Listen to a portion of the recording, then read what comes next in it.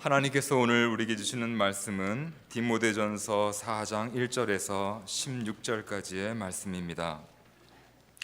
디모데전서 4장 1절에서 16절까지의 말씀을 제가 받들어 읽겠습니다.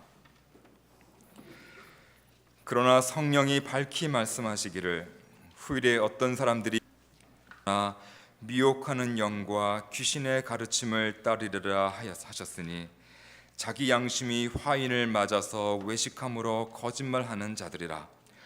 혼인을 금하고 어떤 음식물은 먹지 말라고 할 터이나 음식물은 하나님이 지으신 바니 믿는 자들과 진리를 아는 자들이 감사함으로 받을 것이니라. 하나님께서 지으신 모든 것이 선함에 감사함으로 받으면 버릴 것이 없나니 하나님의 말씀과 기도로 거룩하여 짐이라. 내가 이것으로 형제를 깨우치면 그리스도 예수의 좋은 일꾼이 되어 믿음의 말씀과 내가 따르는 좋은 교훈으로 양육을 받으리라. 망령되고 허탄한 신화를 버리고 경건에 이르도록 내 자신을 연단하라. 육체의 연단은 약간의 유익이 있으나 경건은 범사에 유익하니 금생과 내생의 약속이 있느니라. 미쁘다 이 말이여 모든 사람들이 받을만 하도다. 이를 위하여 우리가 수고하고 힘쓰는 것은 우리 소망을 살아계신 하나님께 두미니 곧 모든 사람 특히 믿는 자들의 구주시라. 너는 이것들을 명하고 가르치라. 누구든지 내 연소함을 업신여기지 못하게 하고 오직 말과 행실과 사랑과 믿음과 정절에 있어서 믿는 자에게 본이 되어 내가 이를 때까지 읽는 것과 권하는 것과 가르치는 것에 전념하라. 내 속에 있는 은사 곧 장로의 회에서 안수받을 때에 예언을 통하여 받은 것을 가볍게 여기지 말며 이 모든 일에 전심전력하여 너의 성숙함을 모든 사람에게 나타나게 하라. 내가 내 자신과 가르침을 살펴 이 일을 계속하라. 이것을 행함으로 내 자신과 내게 듣는 자를 구원하리라. 아멘. 바울의 동역자 디모데는 20대 청년 시절에 바울을 만나서 함께 복음 전도자로서 함께 사역을 했습니다. 그리고 말년에 바울을 대신해서 에베소 지역에 남아서 에베소 교회를 섬기고 있었습니다. 하지만 어떤 사람들의 거짓 가르침 때문에 교회가 어려움과 혼란을 겪게 되었습니다. 이러한 디모데를 보고 바울은 편지를 통해서 믿음의 아들로 여기는 이 디모데를 격려하고 있습니다. 디모데를 공격하는 사람이 그의 나이의 연소함을 가지고 시비를 걸었습니다. 네오테토스라는 이 말은 40이 넘지 않은 사람들을 가리킬 때 쓰는 헬라어 단어입니다.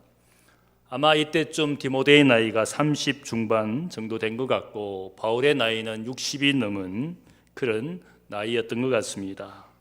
바울은 디모데를 믿음의 아들로 여기면서 아버지의 마음으로 디모데를 격려합니다. 마치 동네 아이들에게 두드려 맞고 눈물을 흘리는 사랑하는 아들을 바라보면서 아픈 마음으로 이 아들을 태권도 도장에 혹은 권투 도장에 보내어서 남자다운 사람 만들어서 자신감을 가지고 살아가도록 하는 그런 아버지의 모습, 그리고 그 아들의 모습을 여기에서 볼 수가 있습니다. 본문을 통하여 바울의 권면은 한마디로 건강하고 성숙한 사람이 되라고 디모데에게 격려합니다. 본문 말씀 디모데전서 4장의 말씀은 이 말씀을 구체적으로 표현하고 있습니다. 첫 번째는 진리를 세우는 좋은 예수의 일꾼이 되라고 디모데에게 격려합니다. 마치 동네 밖에서 혹은 세상 밖에서는 이 아들 어떻게 어떤 모양으로 취급을 당한다 할지라도 가정에 돌아오면 그 아들, 그 딸은 부모에게 너무나 소중한 아들, 딸인 것처럼 그 가정에는 너무나 소중한 자녀인 것처럼 너가 교인들에게 혹은 누군가에게 시달림을 당하지만 그러나 분명한 것은 너는 하나님의 집에 귀한 존재다. 디모데전서 3장 15절을 보면 디모데에게 내가 너에게 하나님의 집에서 어떻게 행해야 될지를 가르쳐 주겠다. 이 말씀은 아마 너는 그런 고난과 시련 가운데서도 하나님의 집에 귀한 존재라는 사실을 그에게 분명히 각인시키고 있습니다. 바울은 이 집은 살아계신 하나님의 교회요 진리의 기둥과 터다 이렇게 선포를 하면서 교회라는 것은 진리의 기초 위에 세워지고 진리의 기둥으로 떠 받쳐져야 될 그런 존재라는 사실을 강조합니다. 너는 이 귀한 하나님의 집의 귀한 아들이고 일꾼이다. 이 사실을 그에게 먼저 확인시키고 있습니다. 그리고 바울은 예언처럼 후일에 어떤 사람들이 믿음에서 떠나 미혹하는 영과 귀신의 가르침을 따르게 될 것이다. 예언처럼 교회의 현재와 미래를 말하고 있습니다.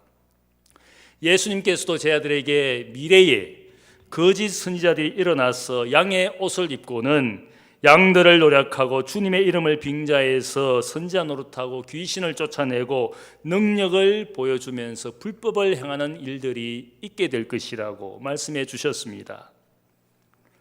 우리가 교회 안에서 일어나는 많은 일들 혹은 이단 사이비들을 보면 결국은 예수님께서 말씀하신 것처럼 교회를 어지럽히는 진리를 혼란스럽게 하는 수많은 거짓 목자, 거짓 선지자, 거짓 목사들, 거짓 선생들이 교회를 어지럽히고 있는 것이 분명합니다.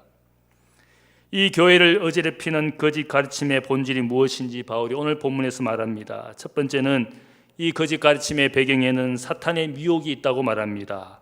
미혹하는 영과 귀신의 가르침, 이것 때문에 사람들이 쏟고 있다는 뜻입니다. 예수님께서 요한복음 8장 44절에 유대인들에게 말씀하기를 사탄은 처음부터 살인하는 자고 거짓의 압이고 진리가 그 속에 있지 아니하는 존재가 사탄이라고 말합니다. 사탄의 역할은 사람들을 유혹하고 미혹합니다. 그래서 사람들로 하여금 하나님 앞에 범죄하게 하고 범죄한 사실을 하나님 앞에 참수하는 자, 디아볼로스라는 마귀라는 말을 사탄에게 쓰고 있습니다. 사탄은 그리스도인들과 교회가 건강하게 성장해 가도록 결코 내어버려 두지 않습니다. 항상 유혹합니다. 마치 삼킬 자를 삼키기 위하여 먹잇감을 구하는 사자처럼 온 세상을 다니며 교회와 기독교인들을 유혹하는 것이 사탄의 존재입니다.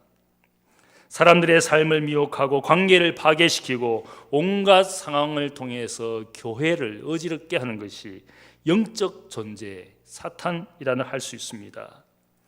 그리고 사도 바울은 말하기를 이 거짓 가르침의 동기는 인간의 거짓과 욕망 때문이라고 말하고 있습니다. 우리 사회에서 일어나는 많은 문제를 보게 되면 여러분이 혹시 생각할 때 그 문제는 어떤 정부의 문제고 학교와 회사의 문제이고 혹은 법과 제도의 문제라고 생각할지 모르겠습니다. 하지만 제가 생각할 때 같은 지위와 같은 자리를 가지고 존경을 받는 사람이 있는가 하면 혹은 욕을 먹는 사람도 있습니다.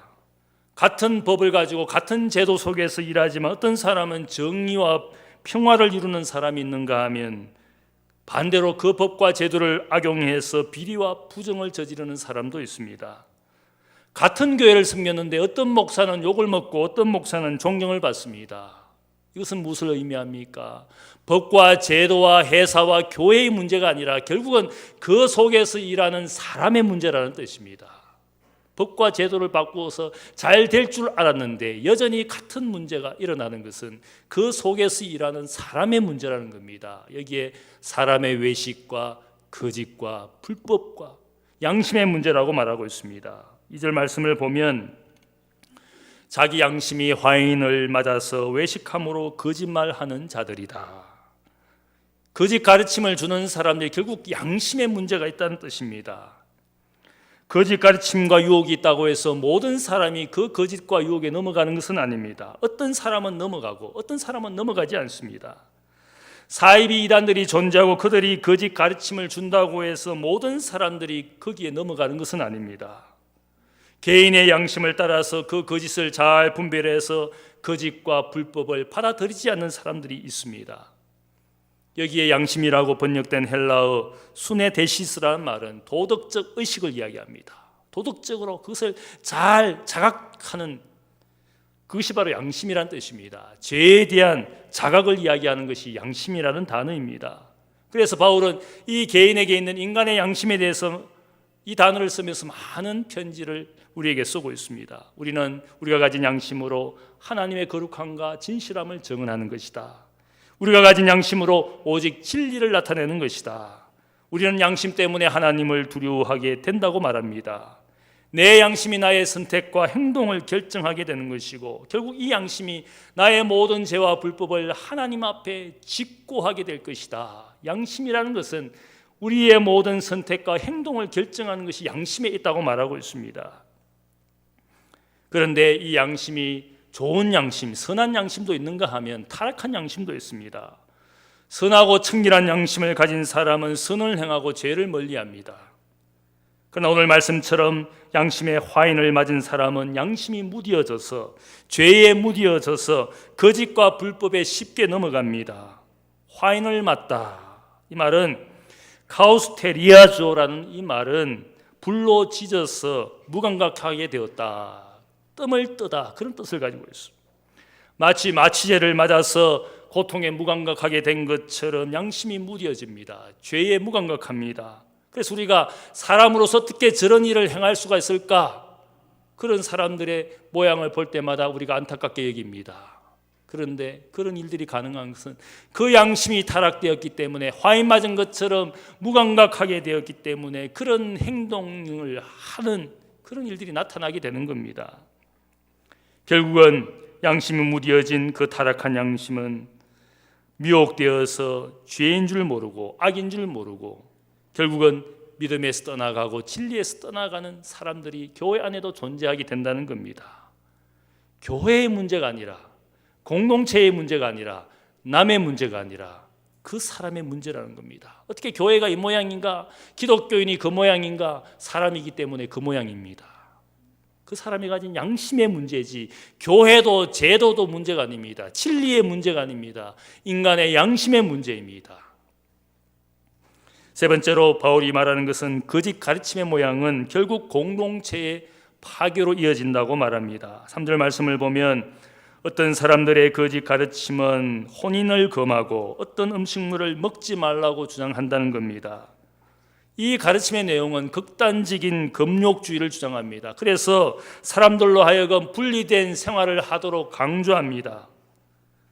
대부분의 우리가 사이비 이단들을 보면 그 사람들의 모양이 어떻습니까? 밖에 사람들은 이 안에 사람들이 무슨 짓을 하는지 잘 모르게 합니다. 신비주의를 추구하다가 점점 비밀주의에 빠지고 드디어는 사교 집단이 됩니다. 사람들과 점점 더 삶을 분리시키고 자기 집단 생활을 하면서 자기 체면과 자기 일들에 빠져서 남들이 자기들을 어떻게 생각하는지 별로 상관하지 않게 됩니다. 바울이 한때 고린도 교인들에게 너희는 음행하는 자들과 사귀지 말라 이렇게 권면하면서 편지를 썼습니다. 바울이 이 말을 고린도 교인들이 오해해서 바울이 음행하는 자들과 사귀지 말라라는 그 음행하는 자는 아마 세상 사람을 이야기하는가 보다. 하나님 믿지 않는 영적 음행자들, 세상 사람들과 사귀지 말라라는 뜻인가 보다 그렇게 생각을 하고는 사람들과 자기들을 분리시켜서 따로 교회 생활을 했습니다.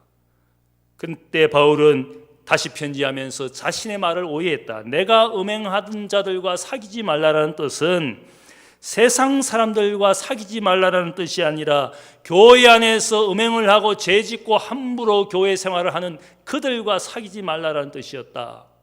내가 말한 것을 너희가 잘못 오해하였다. 만일 우리가 세상 사람들과 분리해서 살고자 한다면 너희는 세상 밖으로 나가야 할지니라. 한마디로 말하면 그렇게 살고 싶으면 지구를 떠나거라. 우리가 정결하게 살고 성결하게 산다라는 뜻이 세상 사람들과 전혀 교제하지 않고 직장 생활하지 않고 세상 사람들의 모임에 가지 말라라는 뜻이 아니었다는 겁니다. 그런 뜻이 아니라 오히려 그리스도인들이 이 세상을 향하여 살아가는 태도는 세상 사람들의 모양을 따라가지는 않지만 우리는 그 세상과 세상의 사람들을 품을 줄 알아야 된다는 뜻입니다. 더 넓은 마음을 가지고 세상과 세상의 사람들을 대해야 된다는 겁니다. 믿는 자들이고 진리를 온전히 아는 자들이라며 오늘 이런 표현이 나옵니다. 진짜 믿는 자들, 진리를 바르게 온전하게 아는 사람이라면 그렇게 편향되어서 독성과 아집을 가지고 세상을 대하고 어떤 가르침을 고집하고 교리를 고집해서 자기 집단, 자기 주장, 자기 교리, 자기 교단, 자기 교회 그것이 아니라는 겁니다. 어떤 분들은 보면 신앙은 좋은데 보니까 독선적으로 사는 분들이 있어요. 다른 모든 교파, 다른 종교, 세상 사람들은 다 죄인이고 나는 저들과 다른 사람이다. 예수님 당시 누가 그렇게 살았습니까? 바리새인들이 그렇게 살았습니다. 바리새인이란 뜻이 분리주의자라는 뜻입니다. 나 아닌 다른 모든 인간들은 다 죄인들이고 죄인들이 있는 식탁의 교제는 절대로 하지 않고 이방인도 여인도 부정하게 여기는 모든 사람들을 내가 가까이 하지 않아야 될 사람이다. 그런 생각을 가지고 세상을 대하였어. 그러나 예수님 어떻습니까? 오히려 나는 세리와 죄인의 친구다. 오히려 주님께서는 모든 자리에 모든 사람들을 차별 없이 어떤 자리에도 죄인이 초청해도 그 자리에 가고 바리새인들이 초청해도 그들의 식탁에 가고 그것이 예수님의 모습이었어. 믿는 자들이고 진리를 온전히 아는 자들이라면 하나님께서 창조하신 모든 것을 선하고 아름다운 것으로 받아들이고 그것을 감사함으로 받으라. 그렇게 말씀하고 있어. 이 사람들이 자기의 교리를 주장하면서 금욕주의를 가르치면서 혼인을 부정하고 어떤 음식은만 먹고 다른 음식은 먹지 말라고 그렇게 가르쳤습니다. 그런데 어떻습니까? 성경은 우리가 결혼을 하나님이 주신 창조의 복이었습니다. 한 남자와 한 여자가 한 몸이 되어서 결혼하여 부부가 되는 것이 창조주의 축복이었어. 인간을 위하여 모든 먹을 만한 양식을 인간이 먹을 수 있도록 하나님께서 양식의 복을 주셨습니다. 그런데 이 사람들은 어떠합니까? 결혼 다 남자 여자가 만나서 성의 즐거움은 다 죄다. 결혼할 필요가 없다. 혼자 살아야 된다. 독신으로 살아야 된다. 혹은 어떤 음식은 부정한 것이니까 먹지 말아야 된다. 제 주위에도 보면은 야채만 먹는 분이 있더라고요. 죽으라고 야채만 먹습니다. 국물에 고기 들어갔다고 또 국물도 먹지 않더라고요. 또 어떤 사람은 죽으라고 야채는 싫어하고 고기만 먹는 사람들이 있습니다. 어떤 사람은 어떤 음식에만 집착해서 편식하는 분들이 있습니다. 오늘 말씀은 무엇입니까? 하나님이 인생을 위하여 주신 모든 음식이 선하고 좋은 것 감사함으로 말씀과 기도로 감사함으로 받으면 된다. 그래서 저는 편식하지 않습니다. 교인이 사주면 안 사주어서 문제지 사주면 다 먹습니다. 개고기를 사줘도 먹고 제가 짜장면 좋아한다 그랬더니만 교인들이 짜장면만 사주지 않습니까? 제가 안식년 떠나기 전에 집사님 한 분이 저에게 저 구리 수산시장에 회를 사줄 테니까 가자고 그래서 여러 집사님들과 함께 갔습니다. 교육자들도 다 갔습니다. 보니까 회는 제가 잘 먹는데 보니까 신선한 굴이 있다고 해서 이렇게 굴을 쭉 깔아 놓았습니다. 제가 참 굴을 싫어하거든요. 굴 냄새 맡는 것도 싫어하는데 그 집사님이 그래도 특별하게 여겨서 이렇게 안식년 떠나기 전에 맛있는 거 사준다고 굴까지 이렇게 신선한 굴을 내놓았는데 제가 싫어하지만 그 자리에 있는 누구보다 굴을 많이 먹었습니다. 굴 먹고 그 이후에 제가 노로바이러스에 걸려가지고 한 달 동안 제가 피똥을 샀습니다. 그런데 제가 그 집사님 원망하지 않습니다. 얼마나 목사를 사랑하면 자기에게 귀하고 좋은 것을 대접을 하는데 내가 먹기 싫은 것도 있고 원하지 않는 것도 있지만 하나님이 주시고 교인이 사랑해서 대접하는 그 음식은 누구보다 제가 즐깁니다. 감사합니다. 우리가 하나님께서 창조주의 섭리 가운데 우리에게 인생에게 베푸신 모든 것들을 감사할 줄 알아야 됩니다. 모든 사람 어떤 사람 우상 숭배하는 타종교인이라고 미워하고 정죄하고 부처의 목을 자르는 그게 아닙니다. 모든 사람들을 나의 형제로 이웃으로 여길 줄 알아야 됩니다. 어떤 교리에 집착해서 편견과 선입관을 가지고 모든 세상의 사람들을 정죄하고 산다면 그 인생이 어떤 인생이 되겠습니까? 창조주 하나님께서 창조하신 모든 인생들이고 하나님이 베푸신 모든 음식이고 하나님이 창조하신 인생의 날들이지 않습니까? 안식일만 거룩하고 다른 날은 세속의 날이 아닙니다. 모든 날이 주의 날이고 모든 인생이 나의 형제와 이웃으로 받아들여야 되는 겁니다. 말씀과 기도의 삶을 살면 모든 사람 무슬림조차도 내가 사랑해야 될 이웃이 됩니다. 말씀과 기도의 삶을 살면 모든 것을 감사하게 됩니다. 영적으로 건강한 사람은 결코 고립주의, 분리주의 혹은 교조주의, 극단주의에 집착하지 않습니다. 말씀과 기도는 우리의 마음을 넓힙니다. 기독교인인데 그렇게 독성과 아집이 강한 사람이 많습니다. 목사도 그렇고 교인도 그렇고 기도와 말씀은 우리의 마음을 넓히는 겁니다. 그래서 사도 바울이 고린도 교인들에게, 은사를 자랑하는 고린도 교인들에게 하는 말이 무슨 말씀인지 압니까? 너희의 좁아진 마음을 넓혀라. 너희 마음을 넓혀라. 모든 이웃을, 형제를 주님의 몸된 지체 가운데 있는 귀중한 지체로 여겨야 될 줄 알아야 된다. 너를 위하여 죽으셨을 뿐만 아니라 너가 미워하는 그를 위하여도 주님께서 죽어주신 것이다. 넓은 마음으로 이웃을 대해야 됩니다. 바울은 디모데, 믿음의 아들로 여기는 디모데가 믿음의 말씀과 좋은 교훈으로 다른 형제들을 깨우치는 예수의 좋은 일꾼이 되라고, 목사의 오른팔이 되라는 말이 아니라 예수님의 좋은 일꾼이 되라는 말입니다. 목사도 예수님의 좋은 일꾼이 되어야 되고, 장로도 목사의 예수님의 좋은 일꾼이 되어야 되는 겁니다. 누구를 위한 섬김이 아니라 주님 앞에서 그리스도 예수의 좋은 일꾼이 되어가는 사람이 되라고 권면하고 있어. 두 번째로 디모데에게 권면하기를 경건의 훈련을 계속하라고 권면합니다. 7절 말씀을 보면 디모데에게 망령되고 허탄한 신화를 버리고 경건에 이르도록 너의 자신을 연단하라. 연단하라, 이 말은 훈련하라. 헬라어 짐나조라는 말을 쓰고 있습니다. 짐나조라는 말은 고대 그리스 사람들이 도시마다 짐나지움을 만들었습니다. 실내 체육관을 만들어서 모든 소년들은 어릴 때부터 거기서 육신을 훈련시키도록 합니다. 육체는 짐나지움을 통해서 훈련을 받고, 마음은, 정신은 철학을 통하여 훈련받는 심신이 건강한 사람이 되도록 그렇게 교육을 했습니다. 경건에 이르도록 너 자신을 계속 훈련하라는 이 말은 6절 말씀과 연결되어 있습니다. 우리는 어릴 때 부모의 양육을 받습니다. 어린아이는 스스로 자신의 신체를 키울 수가 없습니다. 부모님의 보살핌과 양육을 받아야 됩니다. 그런데 일정한 시간이 지나서 세월이 흐르고 성인이 되면 스스로 자신의 몸, 자신의 건강을 챙겨야 됩니다. 그래서 규칙적인 운동을 하고 몸을 관리하고 근육과 뼈를 튼튼하는 운동을 열심히 해야 됩니다. 그것이 건강하게 사는 비결이지 않겠습니까? 제가 요즘 목사님들에게 열심히 운동하라고 열심히 권면합니다.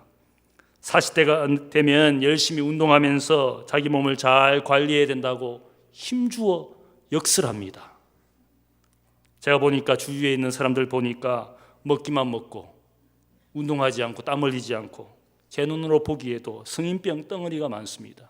여기 보니까 성인병 덩어리가 많더라고요. 눈으로 보기에도 병이 많게 생겼습니다. 운동하지 않고 땀 흘리지 않고 먹기만 먹으니까 모든 노폐물이 몸에 쌓이는 것이지 않겠습니까? 땀 흘리지 않고 운동하지 않고 어떻게 우리가 건강하게 살 수가 있겠습니까? 저도 과거에는 구기 운동을 좋아해서 1년에 연중 행사로 축구 몇 번 하고 테니스 몇 번 치고 운동을 한 것으로 생각했습니다. 그런데 세월이 지나가서 보니까 몸에 자꾸 성인병이 생기기 시작했어요. 그래서 3년 전부터 열심히 이제 작심을 하고 하루에 적어도 30분 내가 땀 흘리자. 3년 동안 그렇게 열심히 했더니만은 지금은 성인병이 없어졌습니다. 제가 새끼 밥 먹는 것을 좋아하고 먹는 것 좋아하지만 운동 열심히 하니까 건강하게 사는 겁니다.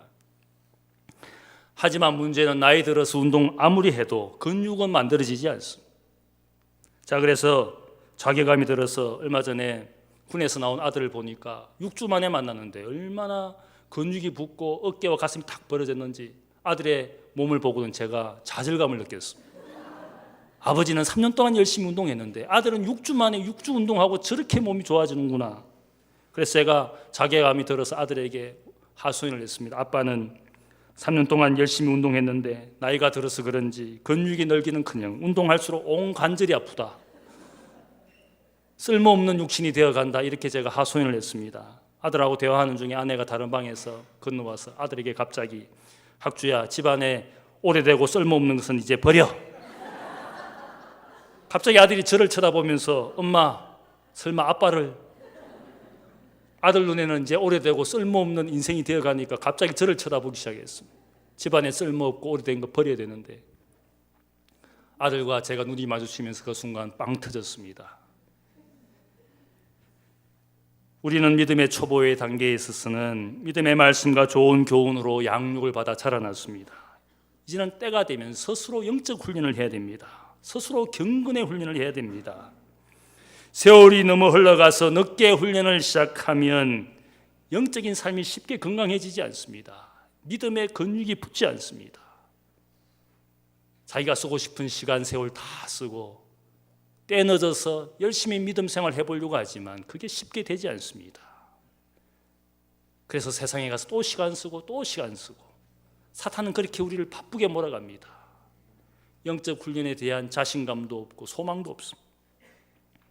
분명한 것은 하루라도 젊을 때 운동을 시작하는 것, 그것이 건강하게 살 수 있는 겁니다. 더 오래 살 수 있는 겁니다. 스스로 훈련하라. 경건에 이르도록 너 자신을 훈련시켜라. 각각 책임을 가지고 성인이 되어서 스스로 자기의 건강에 책임을 지는 인생이 되어야 될 것을 말하고 있습니다. 경건이라는 헬라어는 경외하다라는 말에서 나왔습니다. 바울은 이 경건을 여러 서신에서 이야기합니다. 풀어서 이야기합니다. 에베소서 4장 23절을 보면 오직 너희의 심령이 새롭게 되어 하나님을 따라 의와 진리의 거룩함으로 지으심을 받은 새 사람을 입어라. 여기에 말씀의 초점은 하나님을 따라서 하나님을 본받아서, 경건이라는 것은 하나님의 성품을 닮아가는 겁니다. 그러므로 너희는 하나님이 택하사 거룩하고 사랑받는 자처럼 긍휼과 자비와 겸손과 온유와 오래 참음을 옷 입어라. 하나님의 성품을 닮아가는 그것이 경건입니다. 어떤 분은 내 성품, 내 성격은 이러니까 건드리지 마십시오. 스스로 내 성격, 내 인격 바꾸어지지 않으니까 스스로 자포자기하거나 혹은 자기 위로를 삼는 분이 있습니다. 그러나 훈련하면, 어릴 때부터 훈련하면, 젊을 때부터 훈련하면 그것이 다 바뀌어지고 그리스도의 성품으로, 하나님의 성품으로 옷 입듯 입혀지는 겁니다. 여러분들이 가끔 육체미대에 나온 남자와 여자를 보면 그 육체가 얼마나 멋지고 아름답습니까? 그분들이 처음부터 그런 것은 아닙니다. 오히려 어떤 사람은 세상 사람, 다른 사람들보다 더 평균 이하의 왜소한 몸매를 가진 사람들도 작심을 하고 열심히 보디빌딩을 하니까 그렇게 멋진 몸매를 수년간의 노력을 통하여, 땀을 통하여 그렇게 만들지 않았습니까? 불가능한 것이 아닙니다. 바울은 분명히 말하는 것은 육체의 훈련을 통해서도 작은 유익이 있지만 경건의 훈련을 통하여 얻게 되는 우리의 유익은 모든 범사에 유익하게 될 뿐만 아니라 금생과 내세에 영광이 있는, 그런 보상이 있는 경건의 훈련이라고 말하고 있습니다. 누가 경건의 훈련에 참여해야 되느냐? 오늘 말씀을 보면 하나님께 소망을 가진 사람만 경건의 훈련에 동참한다 그랬어요. 경건의 능력, 경건의 보상을 믿지 않는 이유가 무엇인 줄 아십니까? 왜 기도와 말씀 생활을 통하여 경건의 훈련을 안 하는 줄 아십니까? 그들은 하나님께 소망을 두지 않기 때문에, 여전히 세상에 소망을 두기 때문에 경건의 유익을 믿지 않습니다. 세상에 소망을 두니까 말씀 우습게 여깁니다. 기도 생활 우습게 여깁니다. 해보려고 노력도 하지 않습니다. 작심도 하지 않습니다. 왜 그렇습니까? 세상에 소망을 두니까. 경건의 능력, 경건의 열매 우습게 생각합니다. 그러나 여기에 분명히 말합니다. 경건은 범사에 유익할 뿐만 아니라 금생과 내세에 유익한 겁니다. 여러분이 스스로 물어보아야 됩니다. 나는 왜 경건 생활을 하지 않는가? 왜 말씀과 기도 생활을 하지 않는가? 왜 그것을 우습고 경시하고 있는가? 내 삶에 하나님께 소망이 없기 때문에. 자기를 영적으로 진단해 볼 수 있습니다. 바울은 너 자신이 경건에 이르기를 연습하라, 훈련하라. 마치 아버지의 마음으로 왜소한 아들을 스스로 잘 훈련해서 멋진 몸매 만들고 건강한 삶을 살기를 원하는 아버지의 마음으로 권면하고 있어. 세 번째로 바울은 디모데에게 성숙함을 모든 사람에게 나타내라고 권면합니다. 에베소 교인들이 거짓 가르침으로 미혹되어서 드디어는 자신들을 위하여 희생하고 헌신하는 목회자 디모데의 연수함을 공격하기 시작했어. 바울도 그런 비슷한 경험이 있습니다. 자신이 열심히 복음을 전하고 교회를 세웠는데 그 교회에 나중에 온 거짓 복음 전도자들에 의해서 교회를 흔들었습니다. 그러다가 이 교인들이 유혹되어서 나중에는 자신을 위하여 희생한 그 바울을 향하여 그의 외모를 터집잡습니다. 그가 가진 육신의 병을 비방합니다. 그가 말이 어눌하던 사람이라고, 우리에게 승생이 되기에는 부족한 그런 말의 말주변이라고 그렇게 공격하기 시작했어. 교회 안에서 진리의 기둥이 무너지기 시작하면 사람들은 사람들 속에 있는 진심을 보지 않고 외모를 가지고 정죄하고 비방합니다. 외모의 모든 것도 보기 싫어집니다. 만나는 것도 싫어합니다. 꼴 보기 싫어서. 여기 꼴 보기 싫어하는 사람들 있잖아요. 서로. 예? 왜 그렇게 되었습니까?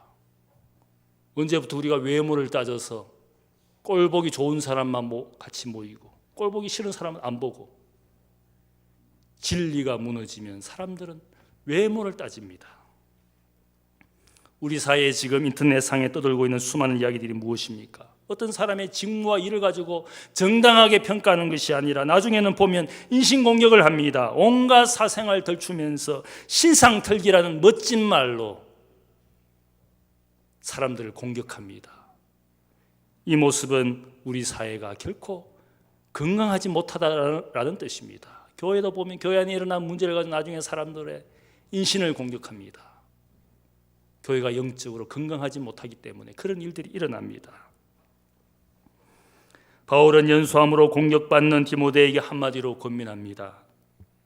모든 일에 전심전력하여 너의 성숙함으로 모든 사람에게 나타나게 하라. 하나님이 주신 은사를 귀하게 여기고 너가 받은 부르심을, 너가 받은 직분을 결코 가볍게 여기지 말라. 그를 격려합니다. 그리고 말씀을 가르치는 일꾼으로서 말과 행실과 사랑과 믿음과 정절에 있어서 믿는 자에게 본이 되는 성숙한 모습을 보여주라. 우리가 교회나 모임에서나 혹은 인간관계에서 어려움을 당할 때, 혹은 여러분들이 억울한 일이나 오해를 살 때에 여러분 어떻게 대응합니까? 저는 한마디로 오늘 이 말씀에 비추어서 이렇게 권면하고 싶습니다. 말없이 성숙한 모습을 보이면 되는 겁니다. 자신의 말을 절제하고 행실을 더욱 진실하게 하고 사랑하고 봉사하는 일들에 최선을 다하고 주님을 향한 그의 믿음과 정질에 변함이 없으면 그 사람을 공격하다가도 그 사람의 진실한 모습, 사랑과 희생의 모습을 보면, 성숙한 모습을 보면 사람들이 오히려 나중에 공격하다가 그를 존경하게 될 겁니다. 아, 이 사람은 무언가 우리하고는 다르구나. 말을 통하여 자기가 변명하고 이유를 대는 것이 아니라, 같이 싸우는 사람이 아니라 오히려 묵묵하게 자기에게 주어진 일들, 하나님의 은혜와 사랑을 귀하게 여기며 오히려 사람들 앞에서 성숙한 모습으로 대하면 그 모든 인신공격도, 연수하다고 부족하다고 비방하는 사람들도 그의 모습을 발견하게 됩니다. 성숙한 그의 모습 앞에서 말을 닫게 될 겁니다. 교회에서 능력을 보여준다고 해서 연수함의 비방으로부터 결코 자유롭지 못합니다. 교회의 높은 지위를 차지했다고 해서 연수함의 비방으로부터 자유를 얻지 못합니다.